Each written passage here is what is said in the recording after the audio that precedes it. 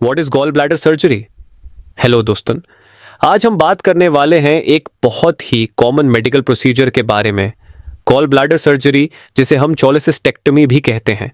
अगर आपको gall bladder stones, infection या कोई और प्रॉब्लम है तो डॉक्टर आपसे सर्जरी रेकमेंड कर सकते हैं।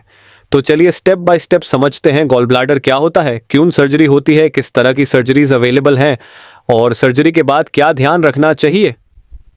गॉल ब्लैडर क्या होता है, सबसे पहले समझते हैं गॉल ब्लैडर क्या होता है और इसका काम क्या है। गॉल ब्लैडर एक छोटा सा पियर शेप्ड ऑर्गन होता है जो लिवर के नीचे होता है। इसका काम बिले पिट्टारास को स्टोर करना होता है जो फैट डाइजेशन में मदद करता है। लेकिन जब गॉल ब्लैडर में स्टोन्स, पिट्टी की पेथरी या इन्फेक्शन हो जाए तो ये दाढ़, नोजिया और डाइजेशन प्रॉब्लम्स कॉज करता है और ऐसे केसेस में gall bladder removal surgery recommend की जाती है। गॉल ब्लैडर सर्जरी क्यों होती है? अब सवाल उठता है, गॉल ब्लैडर सर्जरी क्यों जरूरी होती है? कॉमन रीजंस: गॉल स्टोन्स, पिट्टी की पाथरी, ये स्टोन्स गॉल ब्लैडर या बिले डक्ट को ब्लॉक कर देते हैं। Cholecystitis, gall bladder infection, infection होने पर सिवियर पेन, फीवर और नोजिया हो सकता है। बिले डक्ट ब्लॉकेज, ये सीरियस कॉम्प्लिकेशंस का रीजन बन सकता है। Gall bladder cancer, rare cases, अगर कैंसर डिटेक्ट हो जाए तो सर्जरी जरूरी होती है। अगर आपको frequent gall bladder pain, vomiting, fever या डाइजेशन इश्यूज हो रहे हैं तो डॉक्टर आपसे सर्जरी डिस्कस कर सकते हैं। गॉल ब्लैडर सर्जरी के टाइप्स: गॉल ब्लैडर रिमूवल के लिए दो तरीके होते हैं। एक लेप्रोस्कोपिक चोलेसिस्टेक्टमी, मिनिमल इन्वेसिव, ये सबसे कॉमन और सेफ सर्जरी है। 3 से 4 छोटी कट्स की मदद से कैमरा और टूल्स इंसर्ट किए जाते हैं, पेशेंट जल्दी रिकवर करता है और हॉस्पिटल स्टे कम होता है।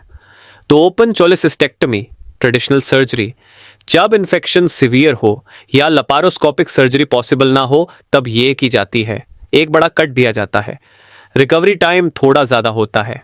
डॉक्टर ज़्यादा केसेस में लपारोस्कोपिक सर्जरी ही रेकमेंड करते हैं क्योंकि ये कम पेनफुल और फास्ट रिकवरी वाली सर्जरी होती है। सर्जरी का प्रोसेस स्टेप बाय स्टेप। अब समझते हैं गॉल ब्लैडर सर्जरी का पूरा प्रोसेस कैसे होता है। स्टेप 1, एनेस्थीसिया, पेशेंट को जनरल एनेस्थीसिया दिया जाता है ताकि उन्हें दर्द फील ना हो। स्टेप 2, इंसिजन्स, छोटी छोटी कट्स, लपारोस्कोपिक सर्जरी में 3 से 4 छोटी छोटी कट्स किए जाते हैं। Step 3, camera and surgical tools, एक छोटी सी कैमरा और सर्जिकल इंस्ट्रूमेंट्स इंसर्ट किए जाते हैं। Step 4, gall bladder removal, gall bladder को सेफली रिमूव कर दिया जाता है। स्टेप 5, इंसिजन्स क्लोज करना, स्टिचेस या ग्लू से कट्स को क्लोज कर दिया जाता है। यह प्रोसीजर सिर्फ 30 से 7 मिनट का होता है और पेशेंट 1 दिन में घर जा सकता है। सर्जरी के बाद रिकवरी और डाइट: सर्जरी के बाद पेशेंट को कुछ दिनों तक ध्यान रखना होता है। डोज: लाइट डाइट लो, इनिशियल दिनों में हल्का खाना जैसे दाल, दलिया, सूप लें। हाइड्रेशन मेंटेन करें, पानी, नारियल पानी या जूस ज़्यादा पिएं। थोड़ा मूवमेंट रखें, ज़्यादा रेस्ट ना करें, धीरे धीरे चलना शुरू करें। डोंट्स: ऑयली या हैवी फूड अवॉइड करें, बिना गॉल ब्लैडर के हैवी फूड्स डाइजेस्ट करना मुश्किल होता है। हैवी एक्सरसाइज ना करें, 3 से 4 हाफ तक वेट लिफ्टिंग अवॉइड करें। अल्कोहल और जंक फूड से दूर रहें, ये डाइजेशन प्रॉब्लम्स क्रिएट कर सकते हैं। यूजुअली 1 महीने के अंदर पेशेंट नॉर्मल लाइफ रिज्यूमे कर सकता है। क्या गॉल ब्लैडर के बिना जीवन नॉर्मल होता है? बहुत लोग पूछते हैं, क्या गॉल ब्लैडर के बिना नॉर्मल लाइफ जी सकते हैं? बिल्कुल।